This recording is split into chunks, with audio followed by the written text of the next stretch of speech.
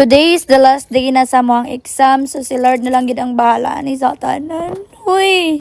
Pero di gid pwede nga di mo mapalitan niya tong face serum kay di ko masgot nga ako ragi mo hamis, musmut, mugla skin ug mo putian niya to ang serum. Hoy, for the OA. And syempre guys, anti-acne ni ato ang face serum. Then kung dagko kayo kag mga pores sa perfect kay ni sa imuha, ang ato ang natural white glow nga serum. Then guys, take note na ani siya mga actives gyud nga di basta-basta. O syempre ang atong sunscreen di ginamalimtan. Samot na sa kainit sa panahon karon, ang pinakaganan ako sa tong sunscreen is na siya whitening effect, na siya glass skin effect, at the same time dali ra kay siya mag-absorb, dali ra kay siya i-blend sa imong nawong, ganern. Para ma-perfect atong kauyahan sa life, syempre ingkit itong tanin taklob sa lip serum, which is grabe, lakas maka madam, lakas maka fresh. 3 product lang for the go na dayon ta guys. Ingon anak ka powerful ang atong product.